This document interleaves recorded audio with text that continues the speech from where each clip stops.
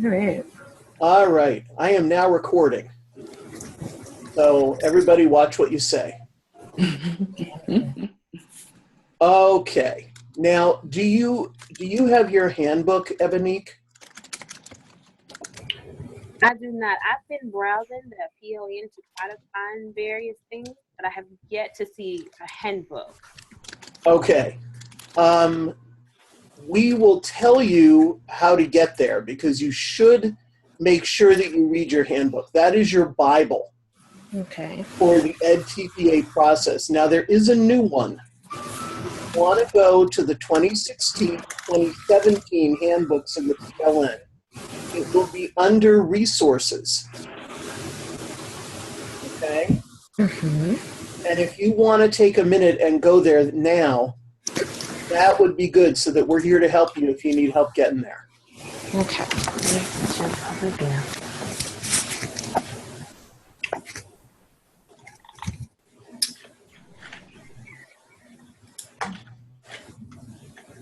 How you doing, Mati? Good. I'm okay. Do you mind? Will the noise bother you?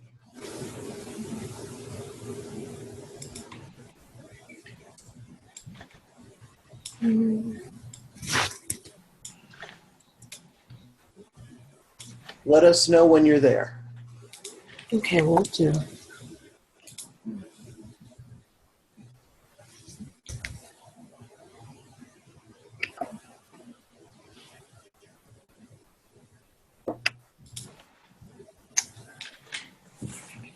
I could sing in the meantime.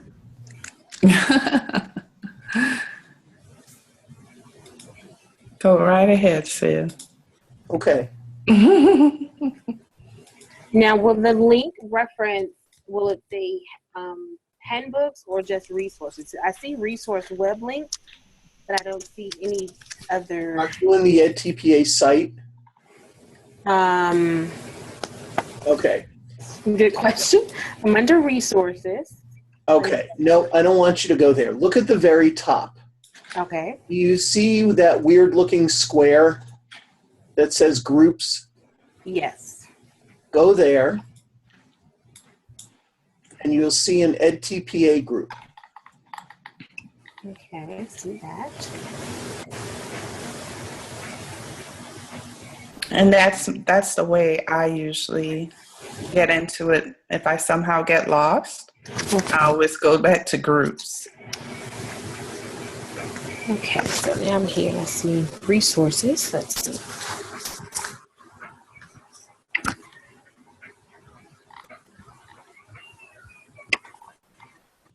It'll say materials, edTPA materials. Okay, Monday 2016 handbook. All right. Let's see.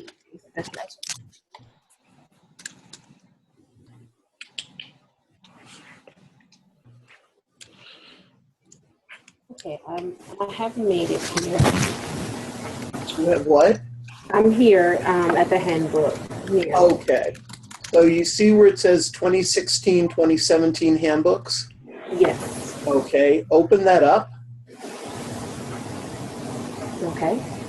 And you should see special education down at the bottom. Yes. Always at the bottom, Ebonique. That's where they put special. Okay, got it. Okay. Now I want you to download that. Put it in a special file. Right now, if you want, you can open it so that you can follow along with us. Or you can download it and open it if you would like to do that. But that is now your Bible until you are done. Okay. Okay? Yes. So let's talk a little bit about what edTPA is. What do you think it is? What in my mind, I believe that it's just, in a sense, a way to show that I'm going to be an effective teacher and that I can handle a classroom. Okay. You're partially right. But edTPA is an assessment. Now, that doesn't mean you have to take another sit-down test, okay? It's a portfolio assessment, kind of like TaskStream that we use at GCU, Yes. where you upload stuff into it. And you're going to see exactly what you're going to need to work on and what you're going to need to upload. Okay? So let's take a quick look at the overview. All right? The edTPA Special Education Assessment is composed of 3 tasks. Okay? Tonight, we are going to be talking about task 1, planning for instruction and assessment. The second task is instructing and engaging children in learning. And the third task is assessing children's learning. So in real talk, and not edTPA speak, which you will soon learn how to translate into normal English, okay? The first part is your planning. The second part is the actual instructing of students. And the third part is assessing how you did. Okay? That's what it means. Okay. So today we're going to talk about planning. Now, one of the things that I want to tell you before we go any further is that this is not about you, Ebonique. Okay? Now, I know my wife tells me that all the time. This is just not always about me. But it really isn't. The question that edTPA wants to answer is, has the student learned? Not have you taught the student, but has the student actually learned? Okay. And you know there's a difference between the two. You could be the best teacher in the world, get up and execute a lesson plan, and the student may still not get it. Right. And so this is all about the student learning, the student understanding.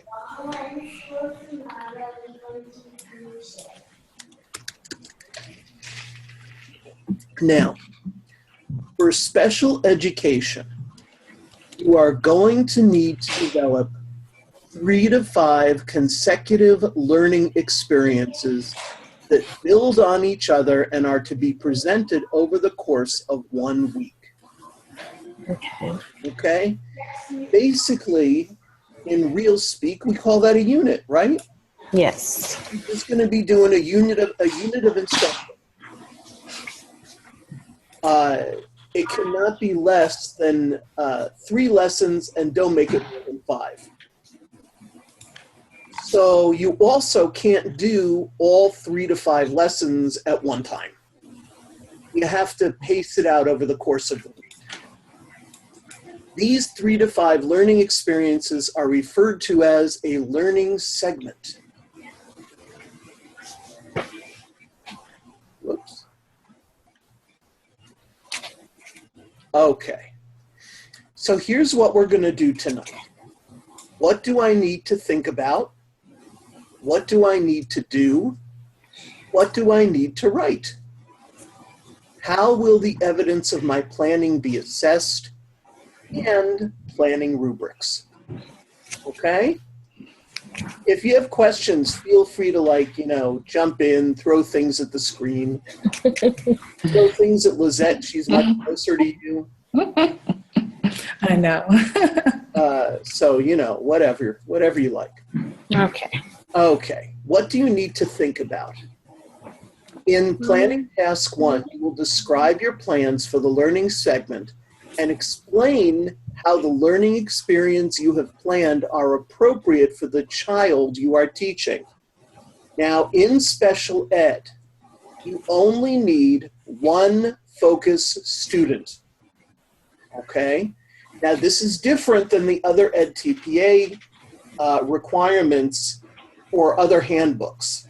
So if somebody says to you, no, you need 3 to 5, and they're teaching elementary, understand they have different guidelines because they're in a different handbook. Gotcha. Okay. But for special education, you're going to need to choose one focus student. And as you develop your plans, you're going to need to think about the following. What does your focus learner know? What can she or he do? And what is she or he still learning to do? What does the focus learner need to learn to make progress toward the selected learning goal? What are the important knowledge and skills you want the focus learner to develop within the learning segment?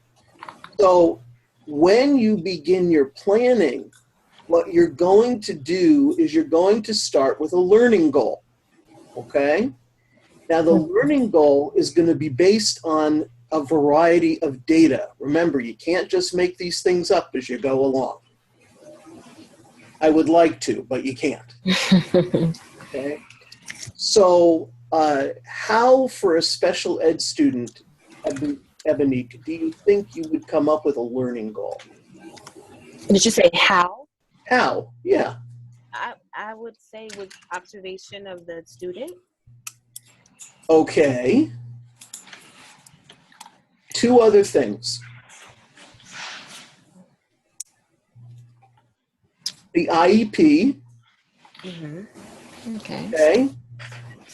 You want to make sure, because the IEP is a legal document, and you will be required to refer to it as we go along in your commentaries. So that's going to tell you what the goals of the student are for the year. Okay? The second thing, and we'll talk about this in a few minutes, is a baseline assessment. That is edTPA speak for a pretest. You can't really design your lesson for the student until you know what the student has already accomplished or what the student already knows, right? Right. So if you're teaching the student math or something like that, and you want to write a lesson about 6 plus 6, and then you give the student a pretest and you find out that he's already adding 3-digit numbers together, clearly you don't need to reteach him what he or she already knows, right? Yes. So you're going to need the IEP, you're going to need observation, you're going to need the baseline assessment. Okay. More things to think about. What instructional strategies and learning tasks will you design to support access, learning, and related communication? In other words, how are you going to teach them? What are you going to do? What strategies are you going to use? If you're sitting with a special education student, do you think lecturing the student for half an hour is going to do much good? No. No. So what are you going to do? How are you going to teach the student? Okay? Remember that when you decide what kind of things you want to do, you're going to want to, hello, Angel.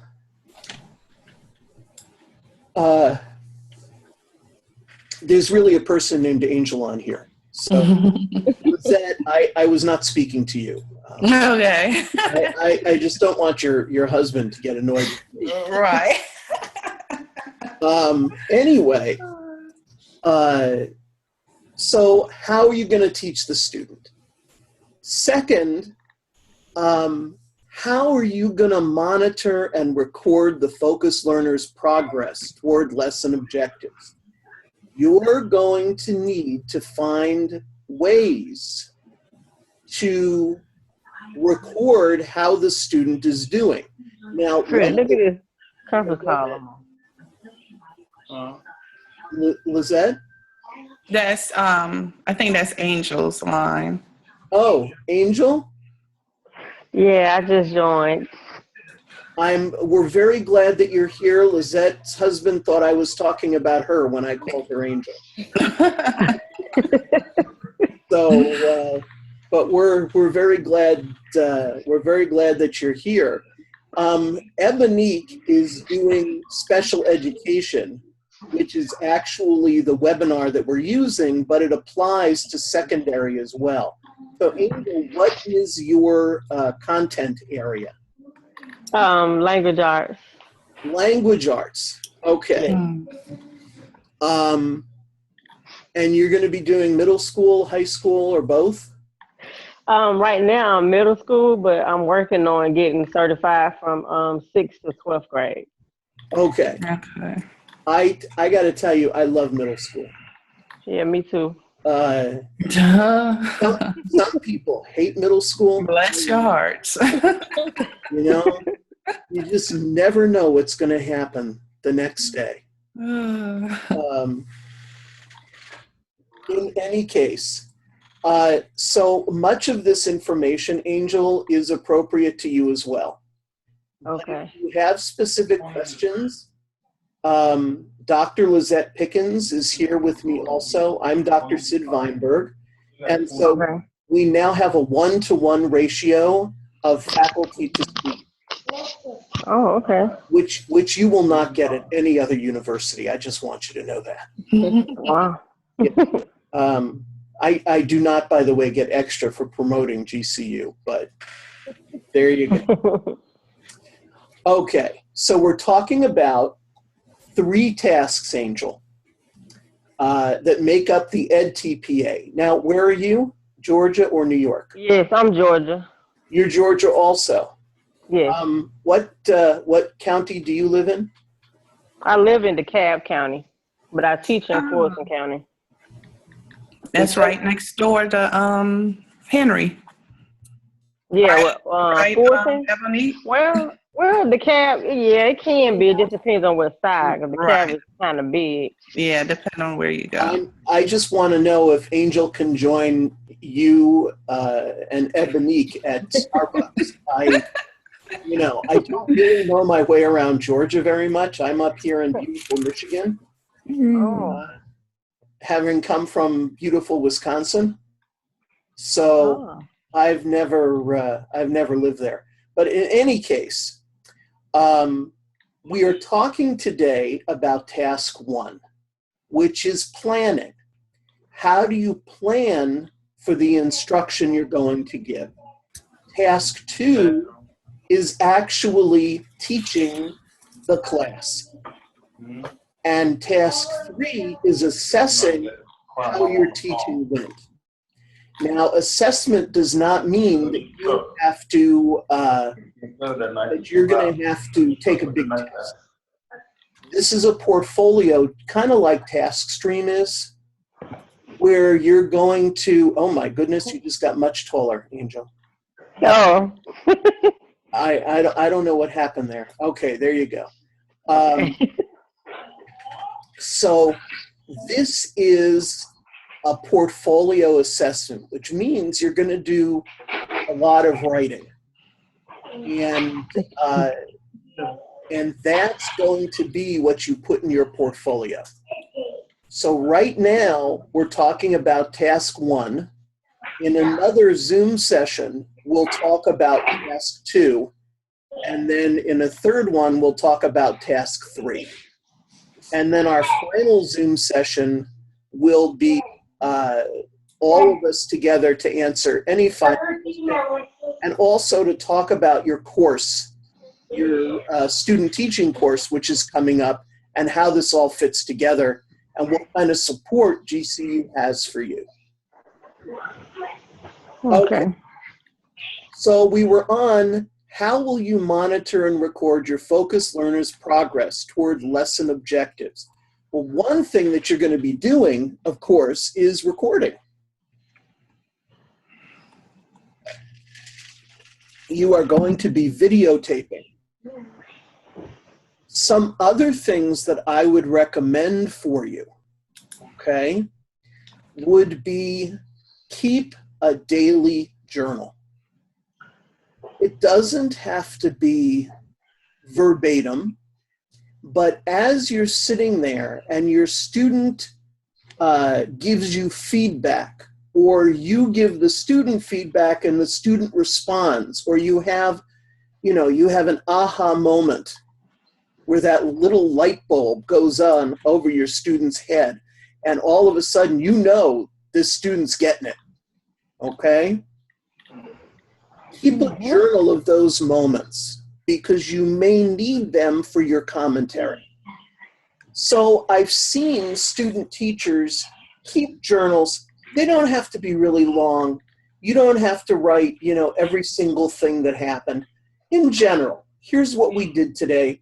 Here's what we accomplished. Here's what we're looking for tomorrow.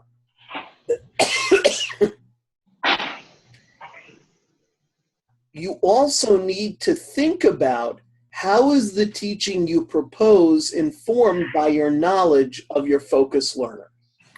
So it is best that, and this is true for you too, Angel, but it'll be for a group of students, not for one student. You want to get to know the students that you are going to be working with. You want to make sure that your focus student is someone that responds well to you, that you can have a dialogue with, etc. You can also use students that are nonverbal. This is for special ed, but it does make things a bit more difficult for students. Okay? Angel, you're going to be using a group of students. Now, a group of students doesn't necessarily mean all 37th graders in your class. Okay? You're talking about, I believe, in ELL, you're probably talking about a group of 5 to 6 students. Well, I'm ELA, language arts. Well, ELA, same thing. Well, not same okay. thing, but you know what I mean. Okay.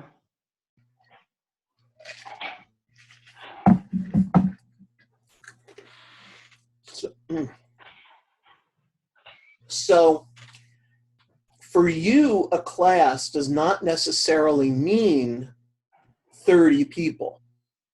For you, a class simply means 5 or 6 students.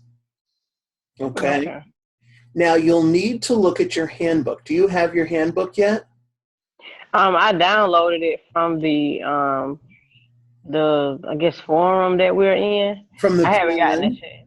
Yeah, PLN, but I haven't had a chance to look at it yet. Okay, that's going to be your Bible, Angel. Okay. I don't know if I like talking about angels and Bibles and all of that, but anyway, you need that information. That's going to be your Bible. It will tell you exactly how many students make up a class for you. Okay? All right. But all of these things that you need to think about are exactly the same.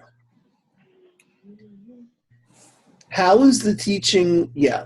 Also, make sure that you are in special ed, Ebonique, make sure that you are familiar with the student's IEP.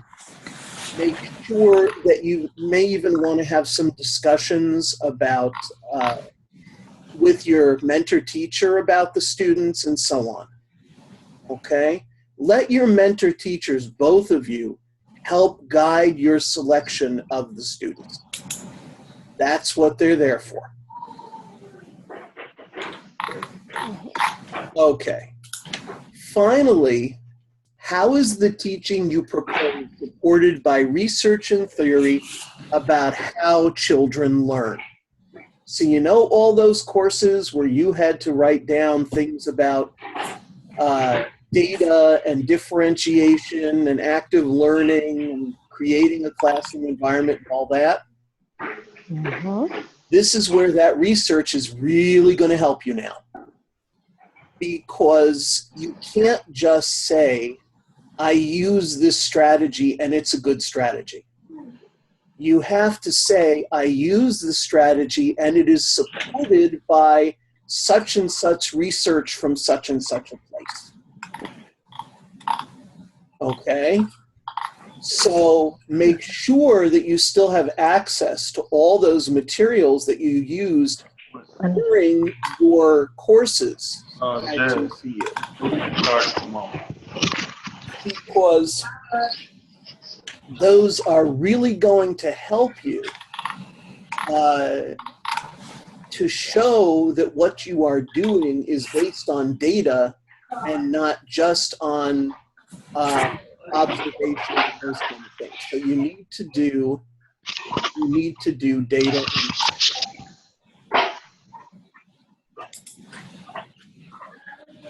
Okay. Now, this is for you, Ebonique, okay? Angel, you will have to do this also to a certain extent. What do I need to do? Ebonique, you need to select one focus student with an IEP, okay, as a focus for this assessment. Now, Angel, in your group of 5 or 6 students, you are going to be asked to choose one that it is either has an IEP or some other kind of problem. Okay, it can be behavioral, it can be, ADHD, it can be anything that would make learning difficult for this child. You're going to need to have at least one of those in your group. Okay?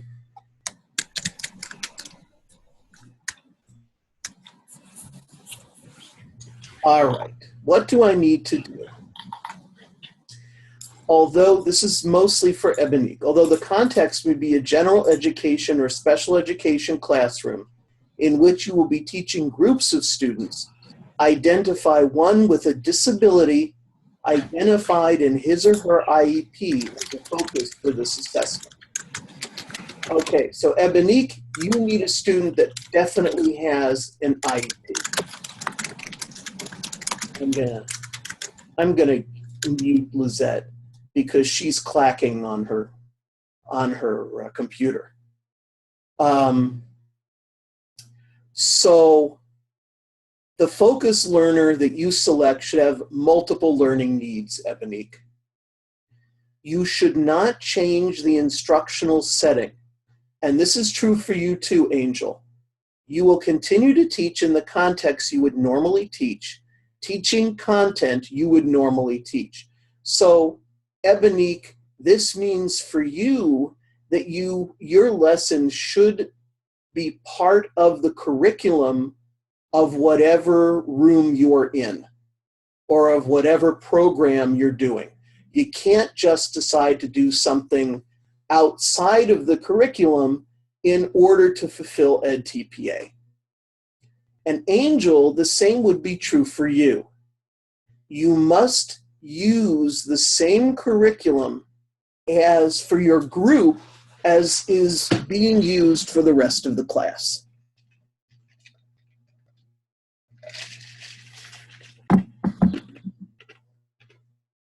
Okay. Now, what you're going to be doing, the first thing you're going to do in your courses, okay, when you get to your student teaching courses, is you're going to submit the context for learning information. This form is in the handbook. It's also on the PLN. It must be submitted in the correct template. Both of you are going to need to do this. It's really a very simple form. What school are you at? What kind of children are there? What are some of the conditions of the school? Et cetera, et cetera. Okay, so it's basically demographic information. Now, here's the trick question of the night. Are you ready? Dun, dun, dun. How do we determine the socioeconomic status of a school?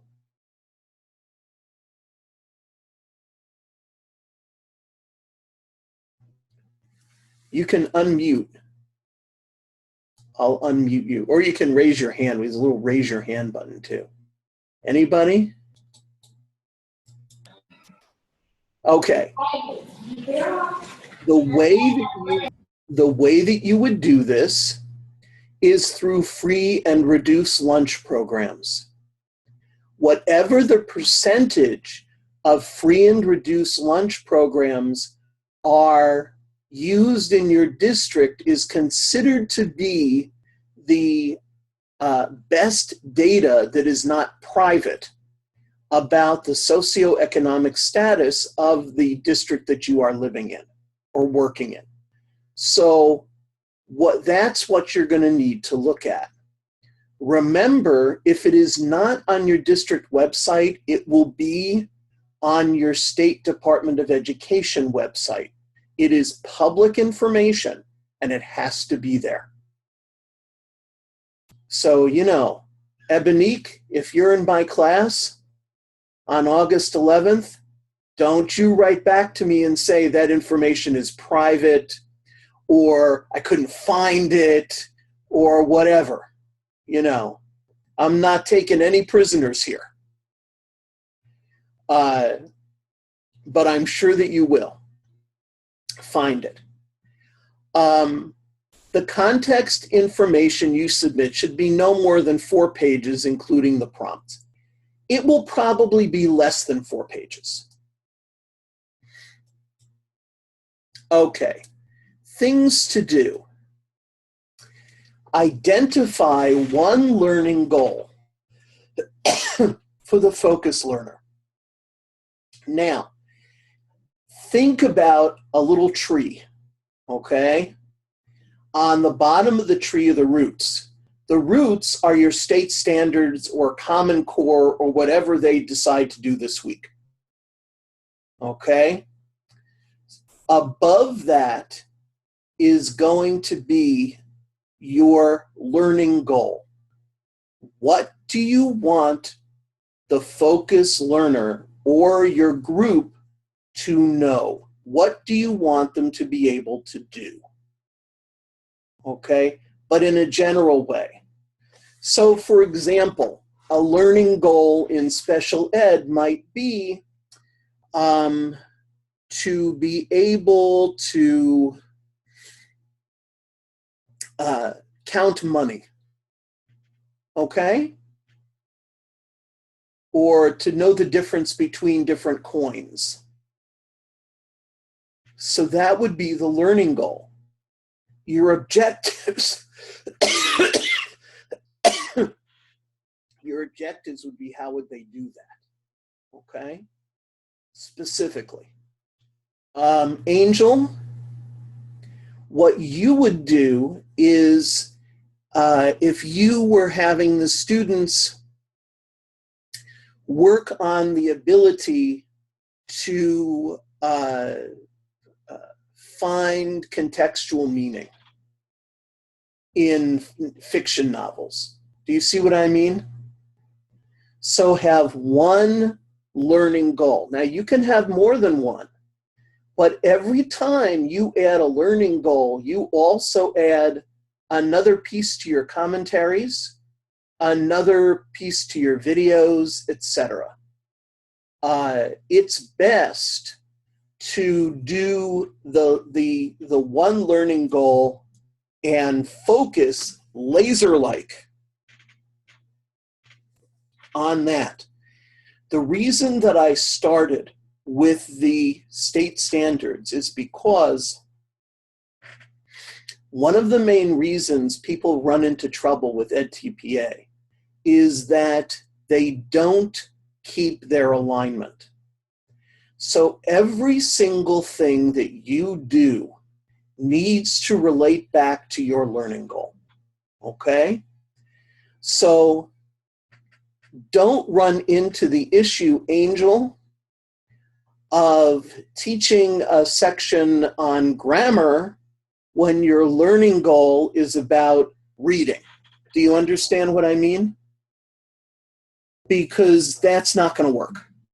Okay? So you have to focus on your learning goal, and you have to be able to relate everything that you do back to that one learning goal. Okay. Obtain baseline data for knowledge and skills related to the learning goal prior to planning the learning segment. Use the baseline data and the learning goal to develop 3 to 5 lesson learning segments appropriate to develop the group or the focus learner's knowledge and skills as related to your learning goal. All right, what did we say? I can't hear any of you, so, okay. What did we say, Ebonique, about the baseline data? What's our other name for that? Say it one more time, please. I'm sorry. That's okay. What's our other name for the baseline data? For the baseline data, let me go look at my notes.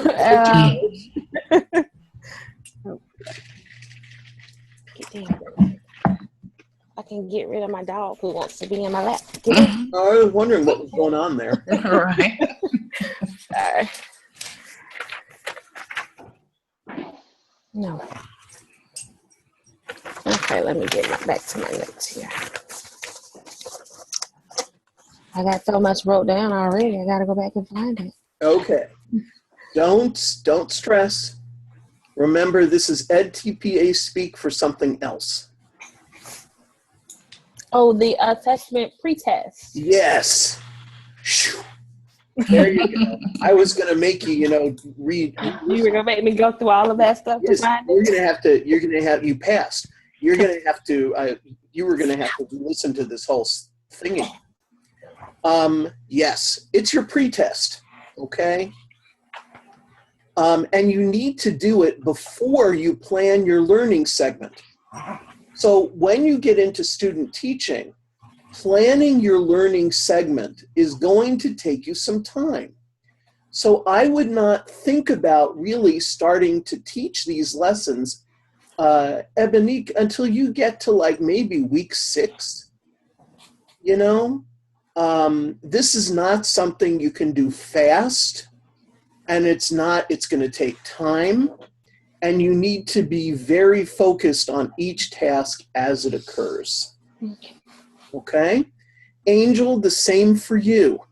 You're going to need to do some sort of a pretest to determine what your students know before you go ahead and start planning your segment. A good Sid here, Yes. a good place to interject here would be, Ebonique, what type of pretest do you think may come to mind? And then the same for you, Angel. What type of pretest do you think? This is an example, so you'll know what we're talking about here. I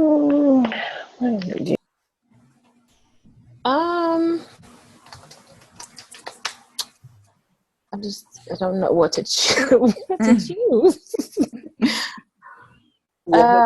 Have you had any examples of pretests during your GCU experience? Have I had any pretest? No. Have they talked about pretests? We have. We've talked about a lot of pretests, but of course my mind is blank because I feel like I'm taking a test now. We're putting you on the spot. Just remember, Lizette pays the first time you go to Starbucks for putting you. But you asked her the question before this, so I think. And if she comes to Michigan, I would be more than happy to take her to Starbucks. But a pretest, don't overthink it. It doesn't have to be, we're not talking about like a state test here, something it's lengthy. Because that's what comes to mind, like a mandated test. Okay, no, nothing like that. This is Okay. something simple, basically, to see where the students are before you've even dived into a lesson. So you need to see, okay, do I need to move on to 3-digit? And I'm just throwing this out, 3-digit addition before I know if they can even do 2-digit or 1-digit. Okay. And I'm more elementary, so that example came to mind. But you always want to test to see where they stand, so that you have a starting point from which to begin your lessons. So it could be something simple, and then you just take that data, look at that data, analyze it, and that gives you a guide map, if you will, of where to go next. Right. For example, for you, if you were teaching a special ed student, Ebonique, how to do how to recognize coins, the different denominations of coins, you could give them a simple worksheet and say, tell me what denomination of coins these are. Do you see what I mean?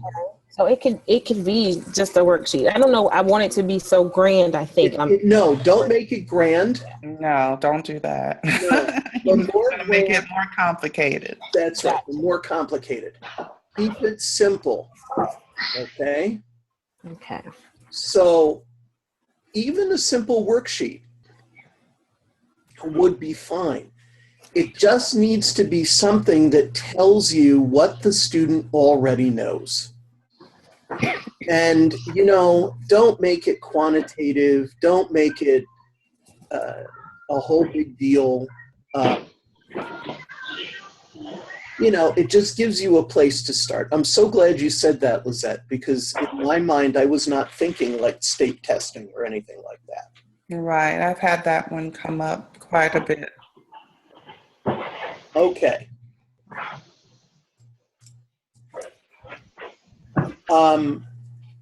To identify the next thing you would do is identify one expressive and receptive communication skill related to the learning goal. Okay. How are you going to be able to discuss with your student, to talk with your student? For most of us, it's just going to be talking. Angel, for you, it's going to be, talking. For us too, talking, writing, etc. For a focused student with a learning goal in literacy, math, social studies, etc., the communication skill should be related to the language used in the learning goals academic discipline if appropriate. All right, Angel, this one is for you too. Okay. When you look at, they're going to talk to you about academic language. Academic language does not necessarily mean what Lizette and I had to use to write our dissertations. Okay? Which my wife always refers to as disgusting academic speak. But if you are working within a certain discipline, you should know the proper words to use in that discipline. Okay? So if you're doing math, it's not okay for you to be using terms like this taken away from this equals, 2 take away 2 equals 0. What do you need to say? 2 subtracted from 2 equals 0. In other words, you need to use the language of your discipline. And so that would be true for you too, Angel. Okay.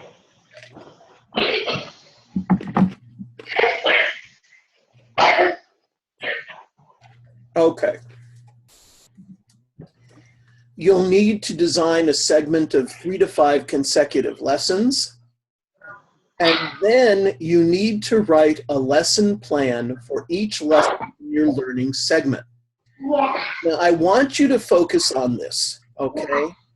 Do not copy verbatim from curriculum materials, but communicate the plans in your own words.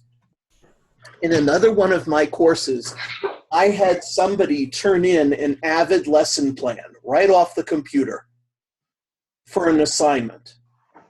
And I sent it back because you know what? I don't really care what Avid says. I care about what you're going to be doing and about your ability to write these lesson plans yourself.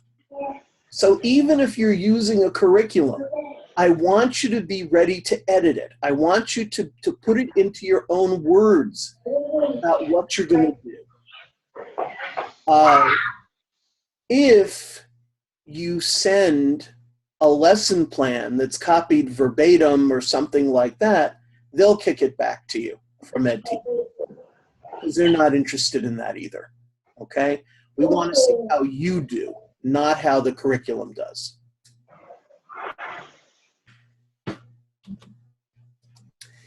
Okay, what do I need to write?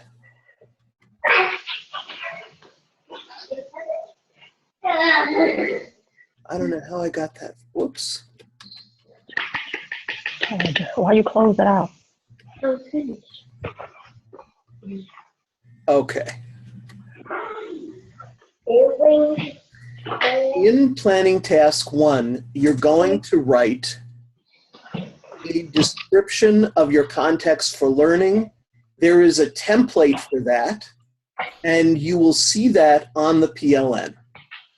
You're going to be doing your lesson plans. Now, up until now, you've been, take care, Mati. Up until now, you've been doing your lesson plans on GCU templates. You are fine to continue that. There is no specific edTPA lesson plan template. So if you're comfortable using the GCU lesson plans, go ahead and do that. Okay. Then you'll be doing a commentary explaining your plans. That is also a template, and you will be prompted to write what they are looking for. Okay. So in assessment task 1, you will write a commentary responding to the prompts. Now the commentary pages are different in each handbook, Angel. Okay. I don't know what yours would be specifically. You will need to look that up in your handbook. For you, Ebonique, it's 12 single-spaced pages, including the prompts.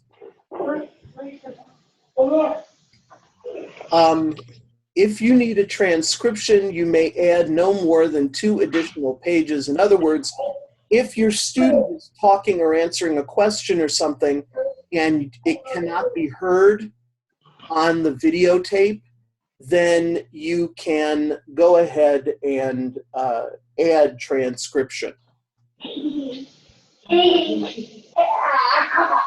You would respond to the commentary prompts. So what do you need to submit for this part of edTPA? Number 1, you need to submit all your original lesson plans, your 3 to 5 lesson plans. 2, submit key instructional and support materials. In other words, if you're going to be doing worksheets, you need to submit those in the planning phase. So you've got to decide what you're going to use and how you're going to use it. Okay? So you will also need blank copies of any written assessments that you're going to use. So if you're going to do a written test, If you are doing some kind of a rubric, you need to make sure that you have a blank copy of those materials with your planning materials, okay? Make sure you have citations for anything that you personally did not create. So if you get a worksheet off of the website Teacher to Teacher or Worksheets R Us or, you know, whatever, you need to make sure that you cite where you got it. If you make it up on your own, then you don't have to do that. Okay? And then you would also submit your planning commentary. All right. These are the rubrics that will be used to grade your assessments. Notice that they begin the process of grading at level 3 for edTPA. So it would be a good idea for you to go over these again in your handbook, okay? Because they are important. So, and I'm not going to take the time to go over these right now because they are different for each of you. Ebonique, if you would like, we can go over these later, or you'll be able to see them again in your handbook. Okay, and Angel, yours will appear in your handbook as well.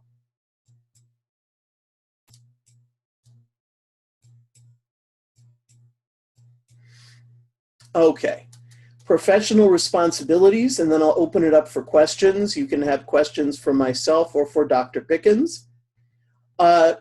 Provide citations for the source of all materials you did not create. List citations by lesson number at the end of the planning commentary. So if you are using a worksheet in lesson 3, make sure that you have a category that says lesson 3 citations and list those worksheets and things you're using. So you need to list it by lesson number at the end of the planning commentary.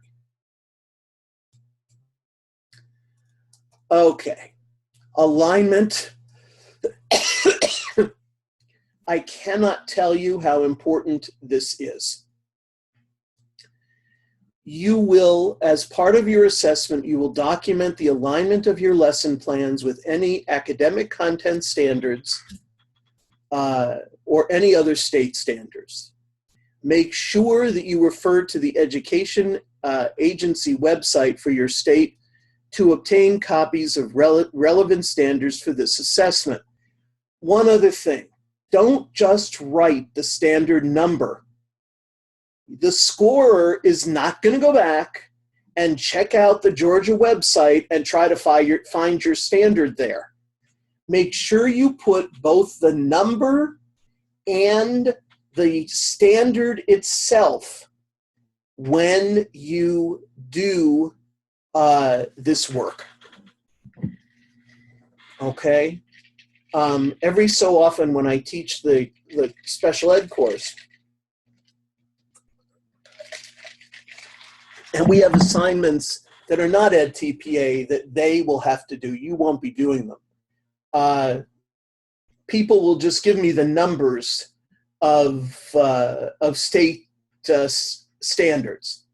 Well, that's all very nice, but the students I teach come from all over the country. I am not looking up everybody's state and looking for their standards. This is not going to happen. And so make sure you tell me exactly what the standard is. One of the reasons you want to do that is to make sure that your standard, your learning goal, and your instruction are all aligned.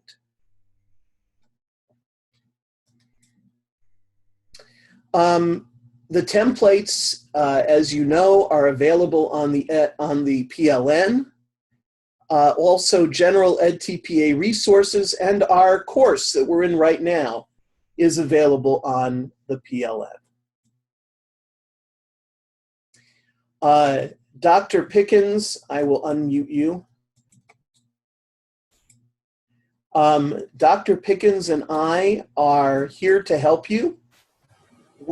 Our work does not end at the end of this course, this 2-week course. We will be with you throughout your time in student teaching. So if you have questions, if you need us, you can be in touch with us with one restriction. We cannot give you feedback on your specific edTPA work. We're not allowed to tell you what you need to write or don't write or anything like that. It's not a GCU rule, it is a rule of edTPA. That's correct. They deem that as us helping you on the assessment in terms of providing guidance as to what you should do and what you should not do. So we cannot answer content-specific questions, but anything else, we definitely can. If we can't, we'll let you know, but we'll point you in the right direction. Right. One of the other things that you may do is you may want to get friendly perhaps with someone who's been through the edTPA process in your school. Now, every university does it differently, but there's no reason why you cannot discuss your work with someone who's already taken the edTPA. And good point there, Sid. In the PLN, we have a page that was just recently created. It's the, what did we term that? The Wall of Success. Yes. And it's basically students that have taken and successfully passed edTPA, and their names are there. So even trying perhaps to reach out to one of them may be a good move, just to kind of see whether some things that they did that really helped them to pass. Yes. And, you know, they might be willing, they have access to the PLN, and they may be willing to help. And if you absolutely need it, especially you, Ebonique, because I know some of them from my course, most of them passed the edTPA. But in any case, I can put you in touch with someone if you really need to do that. And I'm sure that either Lizette or myself or Tracy Vasquez, who's the third member of our edTPA team who works full-time for GCU, can also help you find people who have already passed. And here we are, good looking as ever. And this is our information. And you can also find that on the PLN. We usually put it down. So worst comes to worst, send us a message and we will give you a phone number to call. And it might even be one of ours. Hey, I have a quick question before we go. Yes, Angel. Okay, for the focus student, did you say that needs to be a student that has some type of behavior or like IEP? Is that what it should be for the focus student? In secondary, you're not dealing with a focus student, you're dealing with a focus group. Oh, okay. And one of the 5 or 6 students, and one of the members of your group needs to be someone that has a learning or behavioral issue, usually defined as an IEP. And one of the reasons they're asking for this, Angel, is because of classrooms today, most of them are inclusive, which means that no matter where you teach, you will probably end up with someone in your class that has an IEP.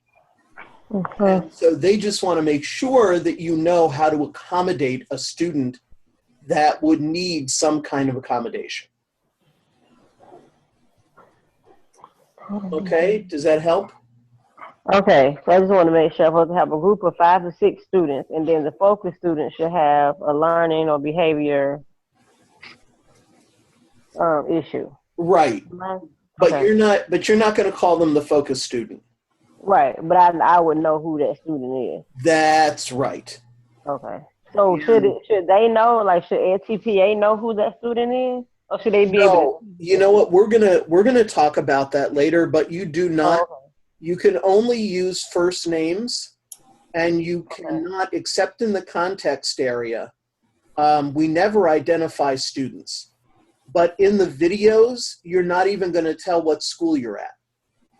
Okay. And all of this is not only because of legal restrictions, but basic safety measures. You know, you've got a scorer who's looking at your videotapes, and they don't need some of that information to score you. Therefore, we don't give it out. But we never use last names of students, ever, ever. Okay. Okay? Any other questions? Let me see if I had another one.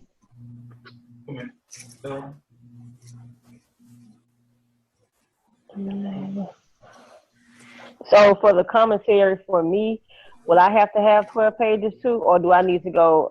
But I don't know. When I asked, they told me it wasn't a book for secondary. Yeah, there is. There's a. Yeah, they've added that. Go ahead, Lizette. No, I was going to say, I think Tracy has added that assessment handbook now. So you just need to go on the PLN, click on groups, edTPA, and then locate your specialization, and there should be a handbook there. If not, then let either Sid or I know, and then we can request it from Tracy. Okay. Okay. So you're looking for English language arts. Right. Okay. I would be almost sure that it's there. Okay. So I would make sure you're looking, though, at the 2016, 2017 versions. Okay? Okay. But it should be there, Angel. Okay. Okay. Remember, even though this webinar is now coming to a fast conclusion, we are here for you on the PLN. The course is going to continue. And if you have any questions, you can always ask. Ebonique, do you have a question? I do. And we may have answered it, but I just want to double check. When we begin the instruction units and you're executing the lesson plan, for me, am I only recording myself and my one student, or if it's a whole class, what is the focus? Just for you, it's only going to be you and one student. And one student. Okay, I just wanted to clarify. Yep. Gotcha. One student. Cool beans. Okay.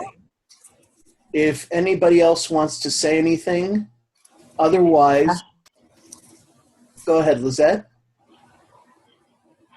No, I have a question. No, that wasn't me. Sorry. Okay. Yeah. When you have your focus group, does that group need to be within your regular class, or is it like you pull these kids to the side?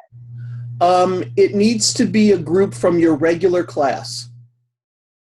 Okay, so all the other students are in the class, but I'm just focusing on this one group. Yes. Okay.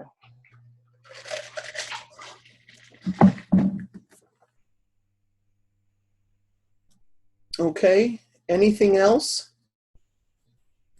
Well, thank you all for being here. And I expect to hear how Lizette and Ebonique do at Starbucks. And Angel, you may be actually closer to Michigan than you are to them. I don't know. But we're here to help you. And so we will continue with our course. And the next time that we meet will be Thursday evening. And I think that's just me. And we will go over the task 2, which I call videotaping. You will be a star. I like that. So you think you can teach. Anyway, that's like, so you think you can dance. I think you can all teach. All right. Have a very good evening, everyone. I will put this up tomorrow on the PLN in the Wednesday category. So it will be there for you. Okay. Thank you, Dr. Pickens, and thank you all for coming. Thank you much. Talk to you Thursday. Bye-bye. Bye.